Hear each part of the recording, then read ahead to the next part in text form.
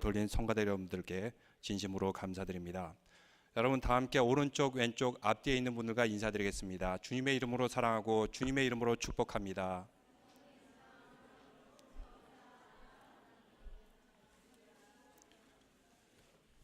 항상 우리가 주님 안에서 말씀과 사랑과 은혜를 나누는 성도 여러분들 되시기를 주님의 이름으로 축원합니다. 여러분 내일이 무슨 날인 줄 아십니까? 개기일식, 이클립스가 있는 날입니다. 개인적으로 저는 목회자가 안 됐다면 천문학자가 되었을 거예요. 어린 시절에 이렇게 아마추어 천문학회 따라다니면서 해성도 보고 여러 가지 자연현상도 보았던 그런 기억이 있는데 정말 참 우주는 신비롭고 조화롭습니다. 제 어린 시절 기억에 그때만 해도 그 밤에 하늘을 바라보면은 별들이 굉장히 많이 보일 때가 있어요. 그럼 어떤 별들은 마치 에메랄드 같이 하늘에 박혀 있는 그런 별들이 있고, 그리고 그 소행성들이 이렇게 육안으로 보이는 그런 시절이 한국에도 있었습니다. 정말 신비로운 그 자연의 조화가 하나도 땅에 떨어지지 않고 정말 정교하게 돌아가는 하나님의 창조의 섭리, 그 아름다움에 매료된 그런 기억이 있습니다. 내일도 하나님의 창조의 섭리, 그 아름다운 우주의 장관이 펼쳐질 때마다 주님의 창조의 위대하심과 놀라우심을 또 찬양하면서 아주 즐거운 또 이클립스, 또 개기일식 모두가 함께 보내시기를 바랍니다. 토인비라는 역사학자가 있는데 그는 세계의 모든 역사를 바라보면서 두 가지의 단어를 가지고 해석합니다. 세상의 모든 역사, 두 단어로 말한다면 도전과 응전이다. 이렇게 요약하고 있습니다. 도전을 어떻게 극복하고 이 도전에 대해서 어떻게 응전하느냐에 따라서 그 문명과 국가와 민족은 전혀 다른 결과를 나타나게 됩니다. 세계의 찬란한 문명을 이룬 그 국가들, 민족들의 특징이 있는데 그들은 하나같이 자연재해와 그리고 여러 가지 역경과 외세의 침입과 고통 가운데서 이 도전을 다 극복하고 응전하는 통해서 찬란한 문명을 만들게 되었다고 합니다. 남미 페루의 마추픽추라는 그 잉카 문명의 고대 유적이 있습니다. 해발 2000m, 굉장히 높은 곳에 그들은 도시를 건설하였는데 그 건물들의 기초공사에서부터 배수로 공사에서부터 아직도 물이 흐르면 빗물을 받아서 상수도가 흐르게 할 수 있는 그 상수도 시설까지, 그 건물과 집들은 면도칼 하나 들어가지 않을 정도로 아주 정교하게 지은 그런 집들과 도시들이 있습니다. 그런데 그들은 이 도시들을 만들고 나서 어느 순간에 갑자기 사라졌어요. 그래서 세계 7대 불가사리 중에 하나라고 합니다. 이렇게 집을 잘 만들고 건물을 잘 만들고 도시를 잘 만들었는데 도대체 갑자기 이들은 어디로 사라졌을까?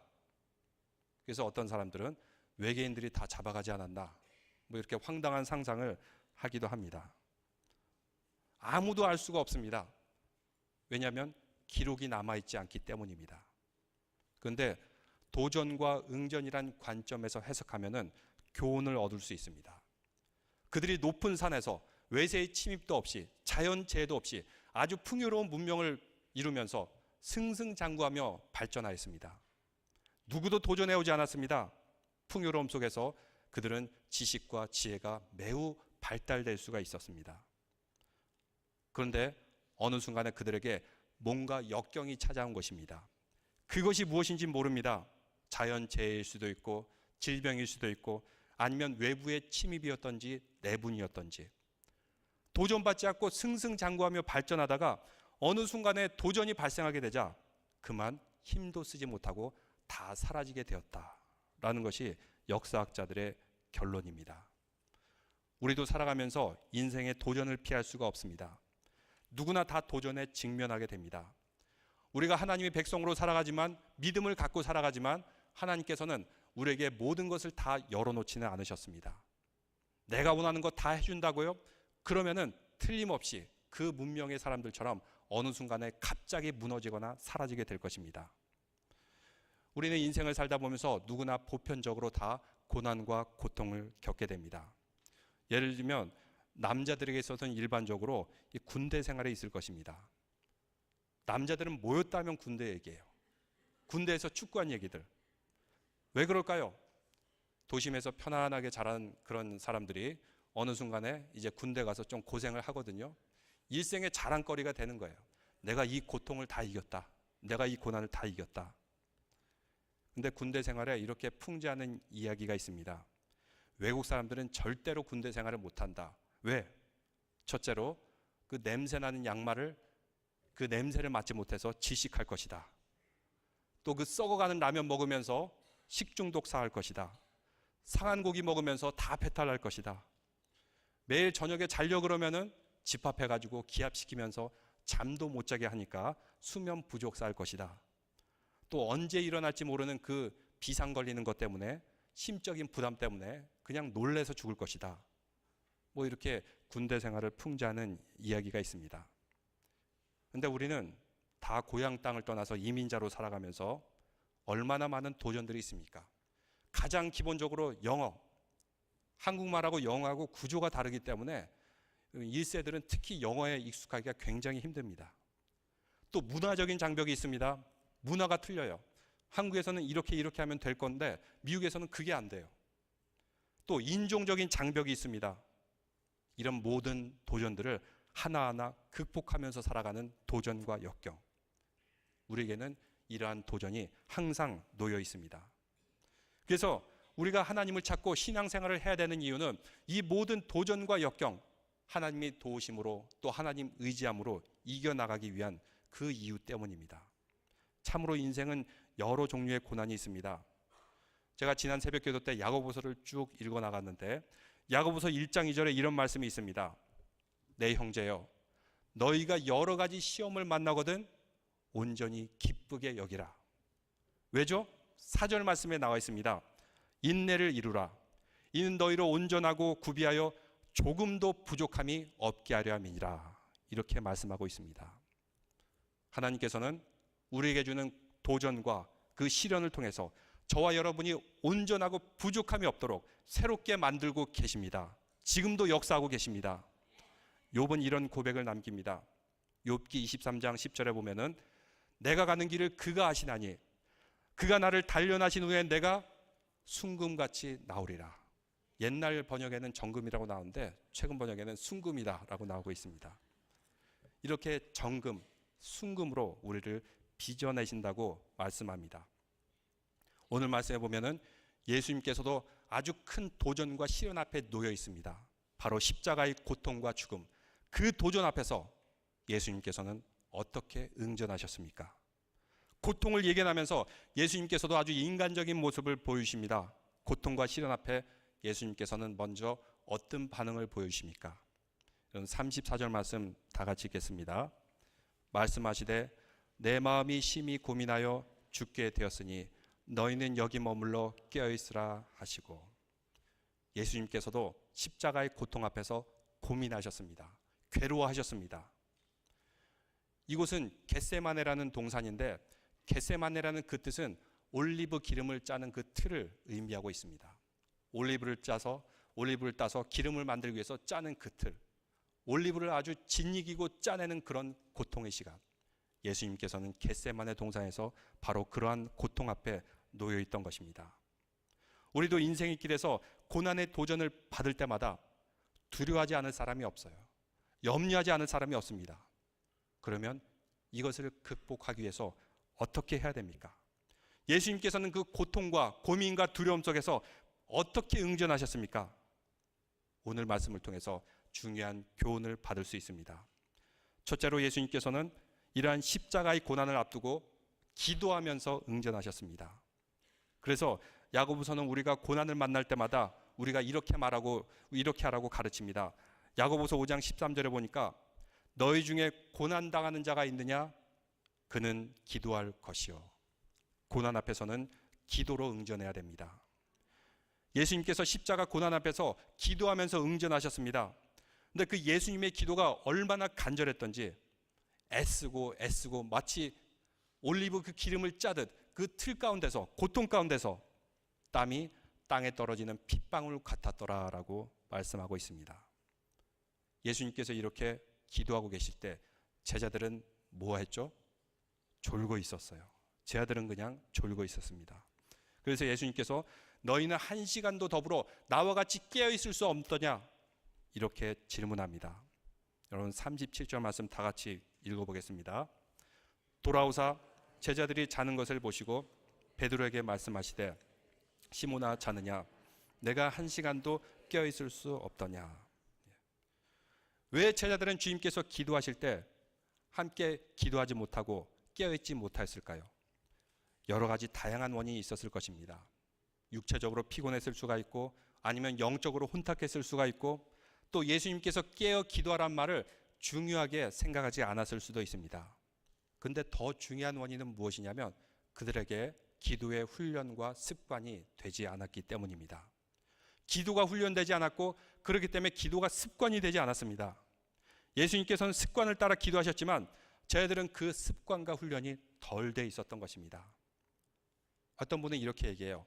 기도를 이렇게 하면 5분 이상 더 이상 할 것이 없다고. 이렇게 기도하면 5분 안에 다 끝나버린다고 그러는 분이 있습니다. 여러분 옆에 있는 분들에게 이렇게 인사하시기 바랍니다. 5분 이상 기도합시다. 5분 이상 기도합시다. 혹시 당신도 그렇지는 않습니까? 예. 근데 기도는 하면 할수록 그 기도거리가 많아집니다. 얼마나 기도해야 될 것이 많습니까? 가정을 위해서, 우리 공동체를 위해서, 또 직장을 위해서, 국가와 사회를 위해서, 선교를 위해서 기도할 것이 너무나도 많습니다.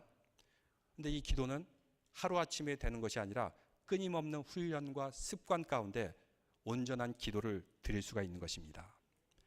예수님께서는 십자가란 그 고통 앞에서 오늘 특별히 기도하셨다기보다는 원래 습관을 쫓아 훈련이 되어 있어서 기도하셨던 것입니다.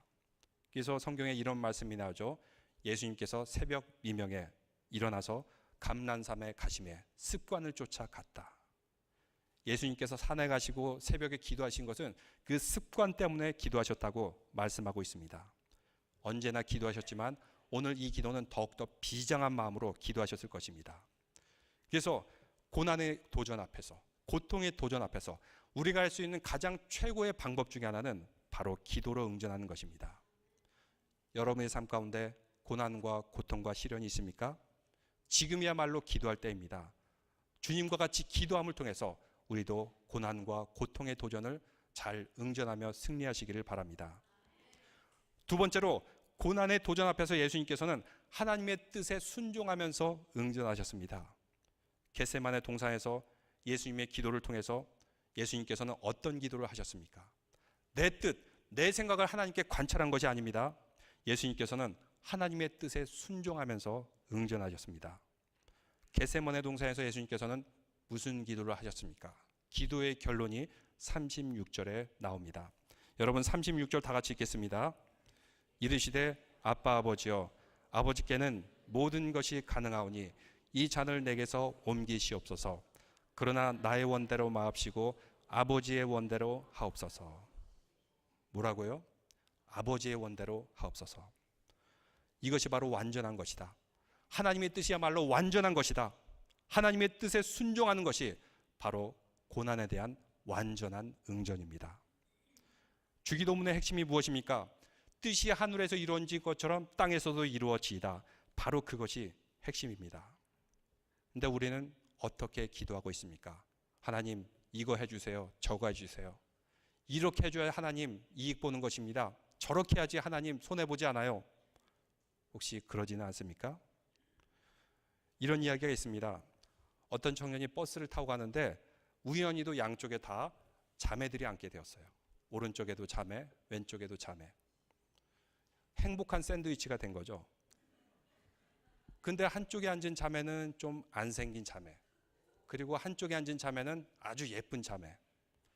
이렇게 버스를 타고 가는데 버스가 이렇게 커브를 돌 때마다 끼우뚱하겠죠. 그래서 안 생긴 자매 쪽으로 기울어지면은 주여 시험에 들게 하지 마옵시고, 그리고 예쁜 자매 쪽으로 기울어지면 뜻이 하늘에서 이루어진 것 같이 땅에서도 이루어지이다. 주 뜻대로 하옵소서. 순종하겠나이다. 이렇게 기도했다고 하는데, 순종은 내 마음에 들기 때문에 하는 것이 아니라 때로는 내 마음에 들지 않음에도 불구하고 순종하는 것이 참된 순종입니다. 하나님의 뜻에 순종하면 하나님의 음성을 들을 수가 있습니다. 하나님께서는 지금도 우리에게 끊임없이 말씀하시고 비전을 주시고 우리의 삶에 좋은 지혜를 주세요. 근데 왜 우리가 이것을 모를까요? 왜냐하면 내 속에 너무나도 많은 가시가 있기 때문입니다. 가시나무새라는 그런 CCM 찬송가도 있지만 우리 속에는 시기와 질투와 거짓과 미움과 분노, 이 가시들이 너무 가득해가지고 하나님께서 말씀하시는데 이것을 듣지 못하는 거예요.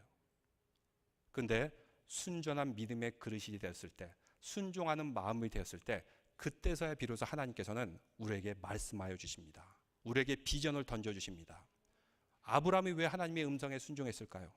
그는 하나님 따라 순종하고자 할 때 그때마다 하나님께서는 말씀하여 주십니다. 너희 후손이 하늘의 별과 같이 바다의 모래와 같이 많으리라. 내가 너에게 복되게 하리라. 너는 복의 근원이 될지라. 하나님께서는 순종하는 아브라함에게 항상 좋은 말씀을 해주시고 그 말씀대로 이루어지는 것을 보게 됩니다. 그래서 우리도 진정으로 하나님의 뜻을 알고 싶습니까? 그리고 하나님의 은혜와 축복을 받고 싶습니까? 그러면 하나님이 순전한 뜻을 받을 수 있는 믿음의 그릇을 갖기를 주님의 이름으로 축원합니다. 마지막으로 예수님께서는 고난의 도전 앞에 어떻게 응전하셨습니까? 다른 모든 것들을 다 버리는 단순한 마음으로 응전하였습니다. 그래서 단순한 삶을 살 필요가 있습니다. 한때 베스트셀러가 되었던 책 중에 단순하게 살아라 라는 그런 책이 있어요. 근데 그 책을 쓴 저자는 독일의 어느 목사님인데 신앙생활을 바로 하기 위해서는 삶이 단순할 필요가 있다. 정리동동도 잘해야 되고 그리고 필요 없는 것들을 다 버려야 되고 바로 그 책의 핵심 주제가 단순한 삶입니다. 왜죠? 신앙생활을 잘하기 위해서. 유명한 애플의 스티브 잡스나 마크 주커버거나 이런 사람들은 특징이 있어요. 나타날 때마다 한결같이 똑같은 옷을 입고 나타납니다. 스티브 잡스 하면 생각나는 그런 그림이 있죠. 검은색 티에 그리고 청바지. 마크 주커버거는 항상 회색 반팔티. 날이 좀 추워지면은 후드 이런 걸 입고 나오고.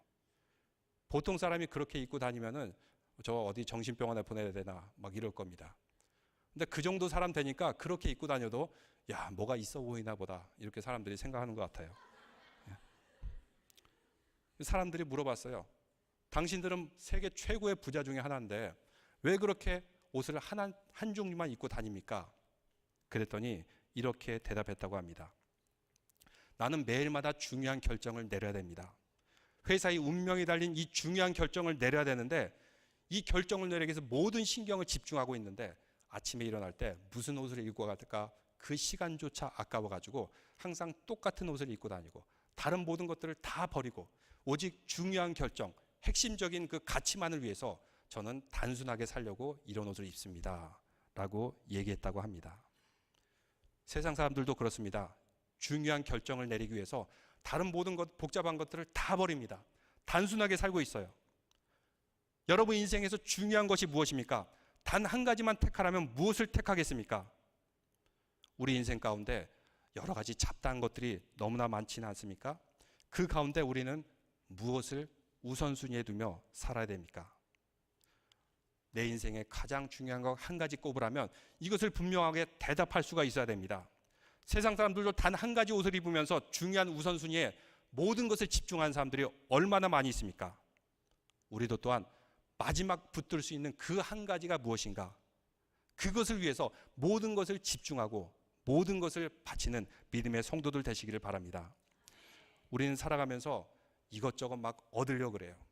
이것도 있고 저것도 있고 하다 보니까 인생이 복잡해진 것입니다. 너무나도 혼란스러워요. 그런데 나이가 들면 들어갈수록 이 모든 것들을 하나둘씩 내려놓게 됩니다. 건강도 내려놓고 이것도 내려놓고 저것도 내려놓고 마지막 최후 종말에는 무엇이 남습니까? 오직 하나님과 나만이 남지가 않아요.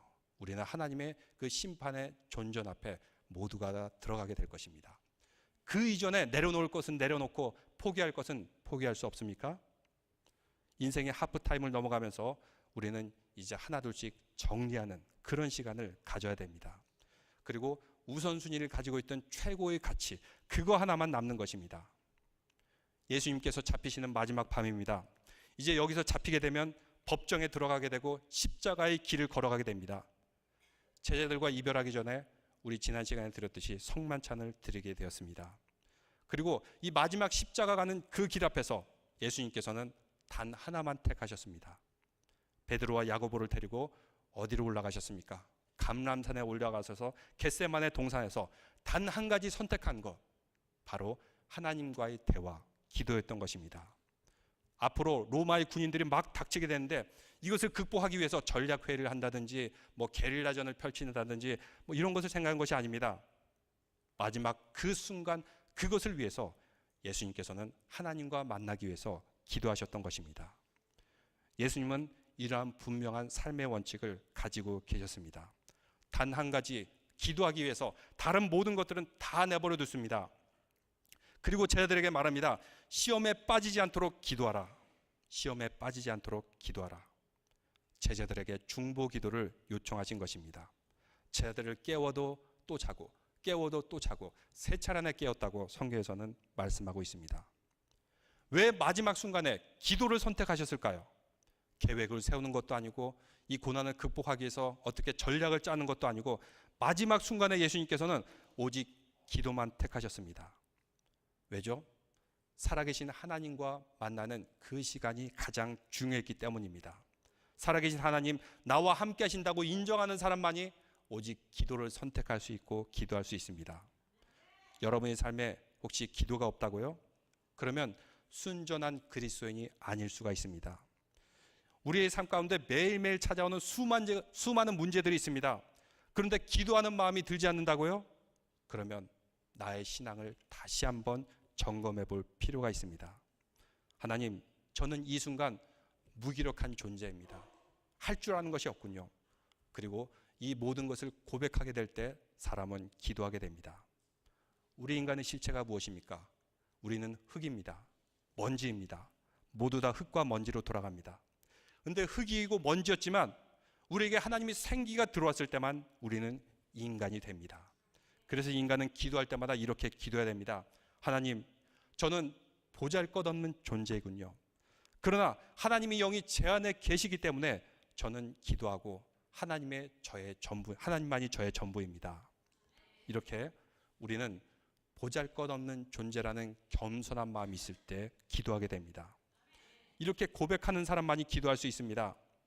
그렇기 때문에 예수님께서는 단 한 가지, 하나님과 대화하는 기도를 택하셨습니다. 근데 우리가 기도할 때 세상의 인본자애들을 보면 다 비웃습니다. 기도한다고 하늘에서 떡이 떨어지냐, 뭐가 떨어지냐. 근데 우리는 압니다. 기도할 때마다 만나를 내려주시고 메추라기를 내려주시고 또 바위에서 샘을 터쳐주시는 그 하나님의 기적, 기도할 때마다 세상 사람들이 불가능하다고 여긴 것도 하나둘씩 잃어가는 그 기적의 모습들, 우리는 기도의 능력을 알고 있습니다. 그래서 38절에 보니까 시험에 들지 않게 깨어있어 기도하라. 여러분, 베드로가 당했던 시험이 무엇일까요? 가장 큰 시험이 무엇일까요? 진짜 시험은 기도하기를 중단하게 만드는 것이 시험입니다. 제자들이 나중에 승리할 수 있었던 이유가 있는데 그것은 그들이 기도를 중단하지 않았을 때 승리할 수 있었습니다. 그런데 이 순간 예수님의 고난 앞에서 제자들은 기도하기를 멈추게 됩니다. 바로 이것이 제자들의 가장 큰 도전이었고 그들이 실패하는 원인 중에 하나였던 것입니다. 다니엘서에 보면은 다리오 왕 메데의 시대 때 그 나라가 얼마나 넓었는지 이 나라를 다스리기 위해서 3명의 총리가 필요했습니다. 근데 2명의 총리는 메대 출신의 그 사람들이 귀족들이 총리가 되었는데 다니엘은 포로 출신에서 총리가 된 것입니다. 다른 사람들이 볼 때 얼마나 얄미웠겠습니까? 질투와 시기. 그래서 다니엘을 쫓아내기 위해서 연구하다가 왕으로 하여금 조서를 내리게 됩니다. 왕이시여, 앞으로 왕 이외에 다른 사람에게 절을 하면 이 사람을 죽이십시오. 왕은 다니엘을 죽이려는 음모를 모르고 그 조서에 사인을 하게 됩니다. 그들은 알았습니다. 이런 왕의 조서가 내리더라도 다니엘은 절대로 기도를 포기하지 않을 사람이다. 다니엘은 시험에 들지 않았습니다.